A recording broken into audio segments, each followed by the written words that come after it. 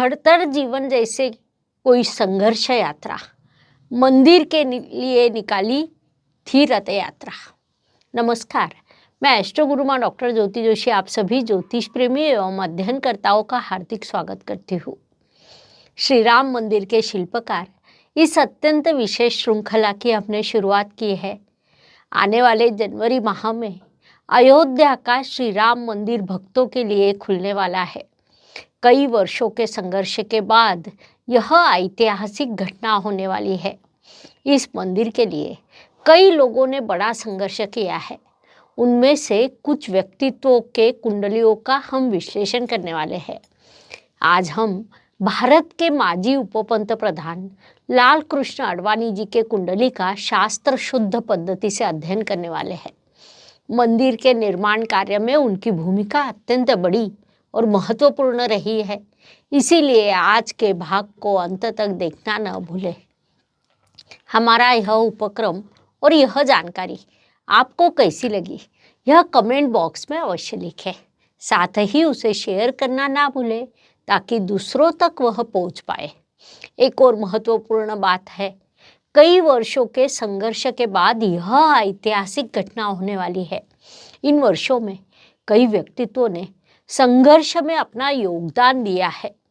उन सभी के कुंडलियों का विश्लेषण करना संभव नहीं है, फिर भी हमें कमेंट बॉक्स में लिखकर आप नाम सूचित कर सकते हैं कि अगले भाग में किसकी कुंडली का विश्लेषण करना चाहिए।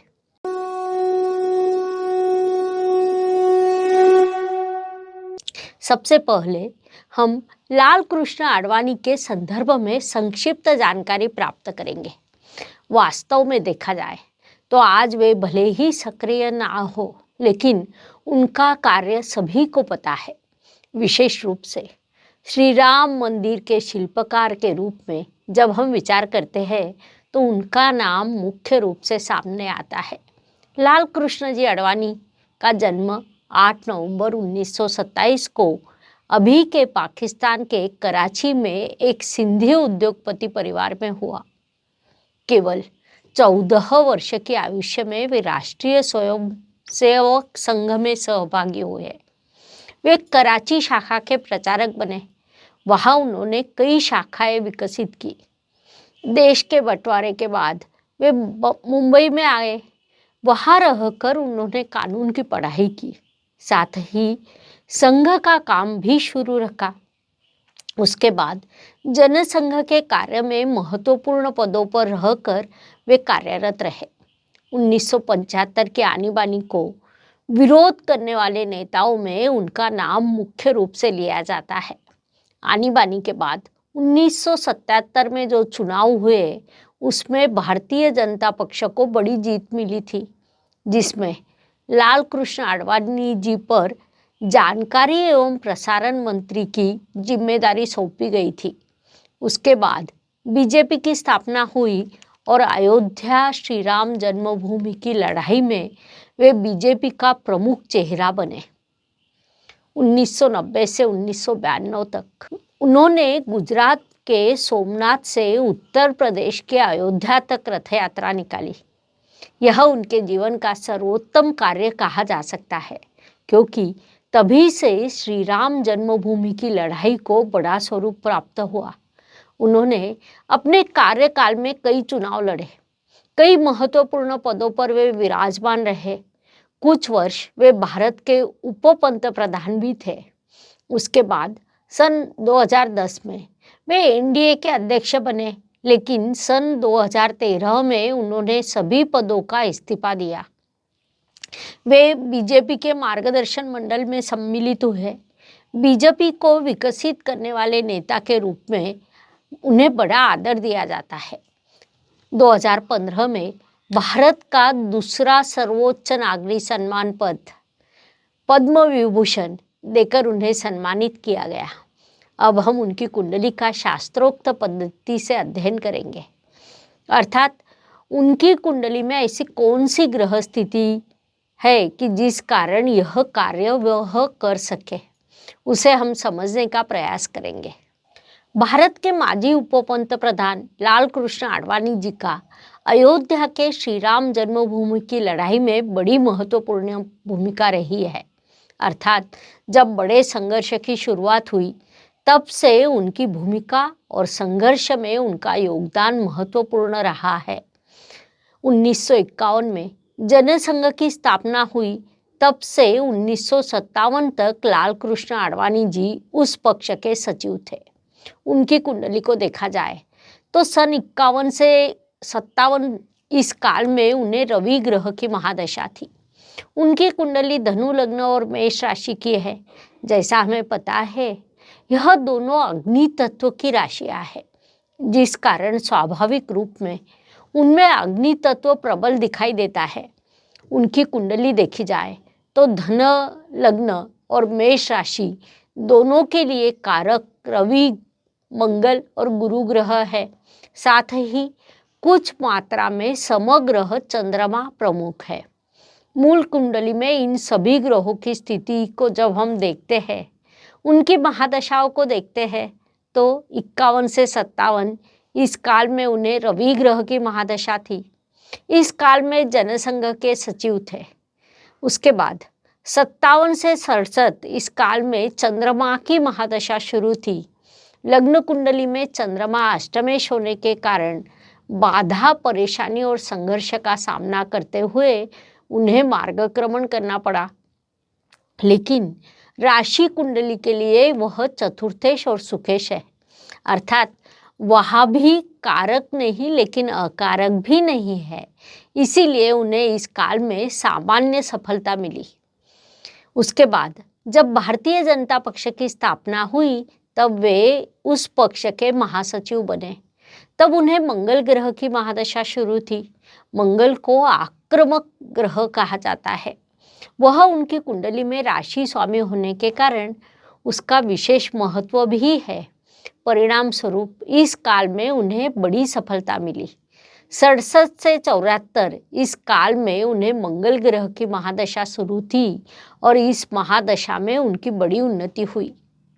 लाल कृष्ण जी आडवाणी के संदर्भ में कहने की एक विशेष बात है कि उन्होंने श्री राम जन्मभूमि के लिए जो रथ यात्रा निकाली और उस माध्यम से उन्होंने जो बड़ा जन समुदाय इकट्ठा किया, वह सब राहु ग्रह की महादशा में हुआ। राहु ग्रह उनकी कुंडली में वृषभ राशि और षष्ठ स्थान में विराजमान है। हम सदैव कहते हैं कि बुध, शुक्र और शनि की राशि का राहु सकारात्मक फल प्रदान करता है। 21वीं सदी में राहु अत्यंत महत्वपूर्ण माना जाता है। राहु अर्थात अटैचमेंट, राहु अर्थात किसी भी चीज को किसी भी परिस्थिति में प्राप्त करना होता है। शुक्र की राशि में विराजमान राहु उनके लिए अत्यंत लाभकारी सिद्ध हुआ। साथ ही जब हम लग्न कुंडली से देखते हैं तो षष्ठ स्थान में विराजमान है। इस स्थान का राहु प्रतिस्पर्धियों पर विजय दिलवाता है। राहु की महादशा में उन्हें लगातार सफलता मिलती गई। सफलता का अर्थ हर बार पंतप्रधान या मुख्यमंत्री बनना ऐसा नहीं होता है। तो जिस स्थान से उन्होंने राजनीति में प्रवेश किया और जिस दिशा में उनका मार्गक्रमण शुरू था, वहाँ वे लगातार उन्नति करते रहे। इस बात को हम उस समय की सफलता कह सकते हैं। यह सत्य है कि वे प्रधानमंत्री ना बन सके, उसके कारणों का हम अंत में अध्ययन अवश्य करेंगे। लेकिन उन्होंने जिस जिस समय जो जो प्राप्त किया वह कम नहीं था। वहाँ हम उनके कर्तृत्व को नज़रअंदाज नहीं कर सकते, क्योंकि उन्होंने अपने जीवन में जो कुछ किया वह सामान्य मनुष्य के लिए असंभव है। उनका कर्तृत्व अत्यंत असामान्य रहा है। विशेष रूप से श्री राम जन्मभूमि के संदर्भ में या श्री राम जी के मंदिर के संदर्भ में जब हम बात करते हैं, तब वे श्री राम मंदिर के प्रमुख शिल्पकारों में से एक है, ऐसा हम कह सकते हैं। 1990 से 92 के काल में उन्होंने रथ यात्रा निकाली। तब उन्हें राहु ग्रह की महादशा में चंद्रमा और राहु की महादशा में मंगल, ऐसी दो अंतर्दशा शुरू थी। राहु की महादशा में उनके कार्य को बड़ी प्रसिद्धि मिली। लाखों लोग उनसे जुड़े। लेकिन उन्हें सत्ता नहीं मिली, यह भी सत्य है। उन्हें प्रधानमंत्री पद नहीं मिला, यह भी सत्य है। लेकिन उस काल में उनके पास बीजेपी का अत्यंत महत्वपूर्ण पद था। तब राहु की महादशा में एक के पीछे एक रवि, चंद्रमा और मंगल, यह 3 अंतर्दशाएं थी। राहु ग्रह उनकी कुंडली में सकारात्मक है, वह वृषभ राशि में विराजमान है। लग्न कुंडली के अनुसार षष्ठ स्थान में होने के कारण उसे बल प्राप्त हुआ। इसके अलावा रवि, मंगल और चंद्रमा, यह 3 कारक ग्रहों को कारण भी उन्हें शुभ फल प्राप्त हुए। कुल मिलाकर इस काल में उनका कार्य बड़े स्तर पर आगे गया। राहु के बाद गुरु की महादशा शुरू हुई। इस महादशा में अर्थात 2002 से 2004, इस काल में उन्हें भारत का उपपंत प्रधान पद मिला। तब वे तेजी से प्रगति कर रहे थे। लेकिन गुरु की महादशा समाप्त होने के बाद शनि की महादशा शुरू हुई। शनि उनकी कुंडली में वृश्चिक राशि और अष्टम स्थान में केतु के साथ विराजमान है, जिस कारण उन्हें एक नकारात्मक प्रभाव प्राप्त हुआ। यहाँ हम भले ही उनकी महादशाओं का विचार कर रहे हैं, लेकिन प्रश्न यह है कि उनकी जीवन की दिशा क्या कह रही है। अर्थात वे भारतीय जनता पक्ष में क्यों आए, उन्होंने जनसंघ में प्रवेश क्यों किया, उनके संघर्ष की दिशा क्या थी, श्री राम जन्मभूमि और श्री राम मंदिर के लिए वे इतने सश्रद्ध क्यों थे। ऐसे सभी प्रश्नों पर जब हम विचार करते हैं, तब उनकी कुंडली हमें धार्मिक दृष्टि से अत्यंत प्रबल दिखाई देती है। अर्थात मेष राशि की यह कुंडली धर्म स्थान के अधिपति गुरुदेव, जो व्यय स्थान के भी अधिपति है, वह व्यय स्थान में हर्षल के साथ विराजमान है। कुंडली का व्यय स्थान धर्म त्रिकोण का अत्यंत महत्वपूर्ण स्थान माना जाता है। धर्म स्थान का अधिपति धर्म त्रिकोण स्थान में विराजमान होने के कारण उसने धर्म त्रिकोण पूरा किया। विशेष रूप से जब हम गुरु ग्रह को देखते हैं तो वह नवमांश पत्रिका में उच्च अवस्था में है, इसलिए उनमें धर्म के प्रति बड़ी श्रद्धा दिखाई देती है। उसके बाद भाषण कला की दृष्टि से जब विचार करते हैं तो बुध ग्रह की स्थिति महत्वपूर्ण होती है। उनकी कुंडली में बुध ग्रह शुक्र अर्थात मित्र ग्रह की राशि में विराजमान है, साथ ही नवमांश कुंडली में स्वराशि में विराजमान है। चंद्रमा की ओर देखें तो मूल कुंडली में मेष राशि और नवमांश कुंडली में वृषभ राशि अर्थात उच्च अवस्था को प्राप्त हुआ है। उससे भी अधिक रवि ग्रह का विचार करें तो मूल कुंडली में भले ही नीच अवस्था में हो, लेकिन नवमांश में उच्च अवस्था को प्राप्त हुआ है। कुल मिलाकर इस कुंडली का विश्लेषण करते समय अष्टम स्थान का शनि केतु संघर्ष देता है, बाधाएं देता है, परेशानी देता है, क्योंकि शनि इस कुंडली के लिए दशमेश है और दशमेश अष्टम स्थान में होना अर्थात एक तो आप धार्मिक कार्य करें, वह अष्टम स्थान में केतु के साथ विराजमान है, फिर भी बाधा, परेशानी और संघर्ष अटल है, जिसका सामना उन्होंने जीवन भर किया। संघर्ष से उन्होंने जो कार्य किया उसके लिए आज भी वे लोगों के स्मरण में है। इसलिए श्री राम मंदिर के शिल्पकार के रूप में जब हम विचार करते हैं तो उनका नाम मुख्य रूप से सामने आता है। इस प्रकार श्री राम मंदिर के शिल्पकार के रूप में माजी उपपंत प्रधान लाल कृष्ण जी आडवाणी के संदर्भ में इतनी जानकारी पर्याप्त है। हम यही रुकते हैं। इस श्रृंखला के अगले भाग में हम एक और महान व्यक्तित्व के कुंडली का अध्ययन करेंगे।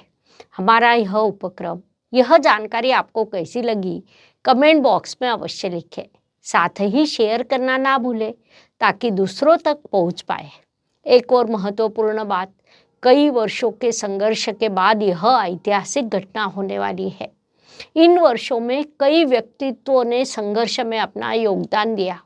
उन सभी के कुंडलियों का विश्लेषण करना संभव नहीं है, फिर भी आप हमें कमेंट बॉक्स में लिखकर नाम सूचित कर सकते हैं कि अगले भाग में किसकी कुंडली का विश्लेषण करना चाहिए।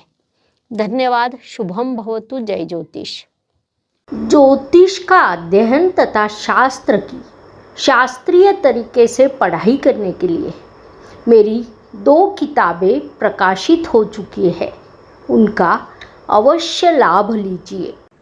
Please like, share and subscribe the channel. और हाँ, बेल आइकॉन दबाना ना भूलें।